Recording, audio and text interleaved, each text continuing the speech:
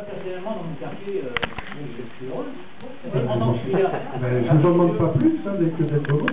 Mais bon, notre bonheur fait le mien. à part le problème, ce problème de vibration des pavillons.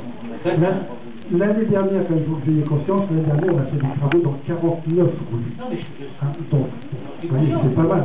Mais pas dans les deux que vous avez soulignés. Ceux qui sont dans une rue où il y a eu des travaux, ils disent rien.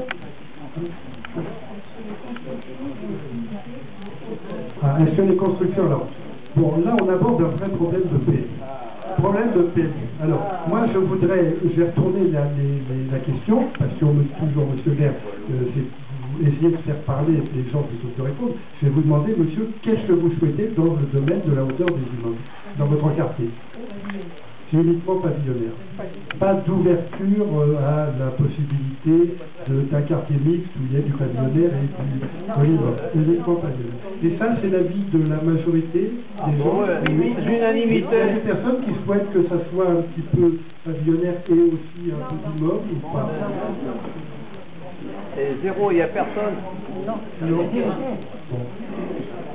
Alors qu'on peut dire qu'il n'y a pas de terrain, parce que, si vous voulez, tout à l'heure, si vous avez fait attention dans les propos, la dame a dit, ensuite on va arriver au PADD, c'est-à-dire au plan de développement durable, d'aménagement durable, et puis au zonage et au règlement. Alors le zonage, c'est quoi? C'est une carte de Gagny dans laquelle il y a des coupes, un peu comme il y a les quartiers, mais là c'est pas des quartiers, c'est des poches, et dans lesquelles on définit dans ce zonage un certain nombre de règles d'urbanisme, en particulier la hauteur.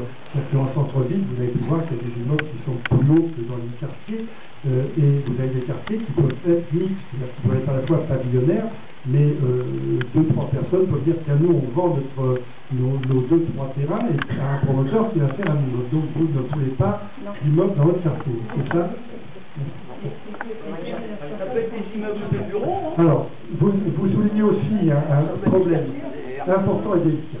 Le problème de la surface constructive. Vous avez dit, on a une référence un peu historique parce que les lotissements sont faits sur des surfaces de 350 mètres carrés minimum, parce que c'est un peu la trame des rues où on a 70 mètres entre deux rues, et puis une trame multiple de 10 mètres, donc 35 mètres sur 10, 350 mètres carrés. Aujourd'hui, la loi prévoit qu'il ne doit pas y avoir de limite minimum à la surface constructive, sauf des raisons bien explicites. Bon, voisinage, par exemple, c'est pas d'un bâtiment historique pour éviter la densification, etc. Aujourd'hui, il sera très difficile de limiter la surface constructive, de dire, on a gagné, on ne construit pas en dessous de 350 mètres carrés. Je ne suis pas très sûr qu'une mesure comme ça résisterait à la légalité du Alors après, c'est pas parce que la surface n'est pas prévue dans le PLU qu'il n'y a pas un certain nombre de contraintes. Par exemple, quand on dit sur un espace, il faut qu'il y ait 40% de la surface en espace vert planétaire, ça veut dire que vous pouvez construire que sur 60% maximum. Donc, vous avez 50 mètres de terrain, 60%, ça fait plus de 30 mètres.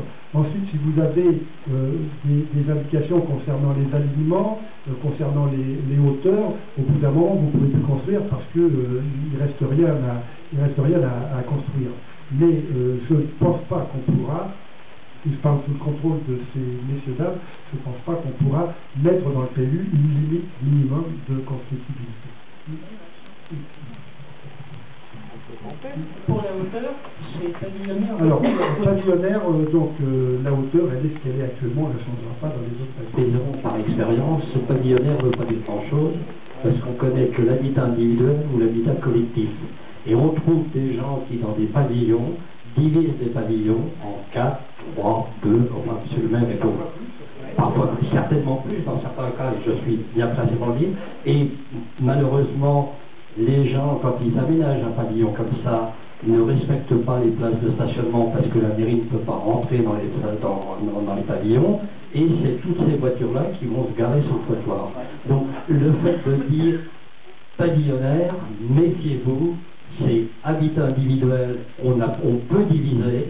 Le problème, c'est qu'il faut quand même respecter le poste, qui est très très difficile pour la commune de contrôler, et on retrouve des stationnements sauvages à côté de petits pavillons. Le deuxième point que je voulais parler, c'est qu'effectivement, on fait beaucoup de câblage, de réfection de trottoirs. On a quand même le plan CLAB qui vient. Est-ce qu'il n'y a pas des mesures conservatoires pour faire les gaines d'abord? Parce que dans 5 ans, si on parle du projet câble comme le prévoit le gouvernement, et toute la région parisienne en câble, on va redéfaire tous nos trottoirs. Alors, sur ce point-là, dès qu'on refait savoir et dès qu'on refait des trottoirs, on passe des fourreaux. On en passe un nombre plus important que le nombre de fourreaux dont on a besoin dans l'immédiat. C'est-à-dire qu'on a besoin pour l'éclairage public, pour l'alimentation privée, on passe toujours des fourreaux supplémentaires pour en particulier le câble. Alors vous savez qu'on a, dans le cadre du plan Débitex, Gali va être passé en fibre optique, les travaux vont commencer dans le courant de cette année et continuer sur 1 ou 2 ans. Alors là, il y a deux solutions, il y a deux techniques, c'est-à-dire qu'on passe des fourreaux et on passe la fibre optique dedans, et puis on fait ce qu'on appelle une mini-tranchée, c'est-à-dire qu'on fait une tranchée qui fait 2 cm d'épaisseur, 22 cm de profondeur, et la fibre optique est mise au fond, et ensuite on recoule de la résine sur la petite saignée qui a été faite. C'est une technique qui est plus rapide, qui est moins destructive, mais qui n'offre pas la possibilité de changer la fibre ou d'en passer une autre. Donc elle a un avantage, elle a un inconvénient. Quand il y a un fourreau, après on passe ce qu'on veut dessus, on retire, on en remet une autre, on en remet une deuxième en mettant un sous-fourreau, si j'ose dire, à l'intérieur du premier fourreau. Sur le premier point, M. Denis apporte un problème, c'est vrai, qui est très important, qui est le problème que un pavillon, ça ne veut rien dire, effectivement. On voit malheureusement des marchands de sommeil qui transforment un pavillon de 6 pièces en 6 appartements d'une pièce. Des garages. Qui transforment des garages de dépendance. Et l'évolution de l'urbanisme, c'est plutôt moins d'intervention. C'est-à-dire qu'il y a quelques années, quand vous déposiez un permis avec la boîte elle-même, c'est-à-dire à quoi ça ressemblait de l'extérieur, et puis le plan de l'intérieur. Demain, on dira voilà la boîte, l'intérieur, ça ne vous regarde pas, on fait ce qu'on veut. Alors les personnes font la déclaration sous leur propre responsabilité. C'est-à-dire que les sanctions seront plus graves si quelqu'un fait des fausses déclarations, mais pour faire des fausses déclarations, il faut pouvoir rentrer dans la maison. Alors, il y a les services fiscaux qui arrivent à cela parce que si vous ne voulez pas qu'ils rentrent dans votre maison, ils vous imposent au maximum et bien au-delà du maximum. Donc lui, attendez, vous m'imposez trop, ils vous répondent, écoutez, laissez-nous vérifier et on vous recalculera votre imposition.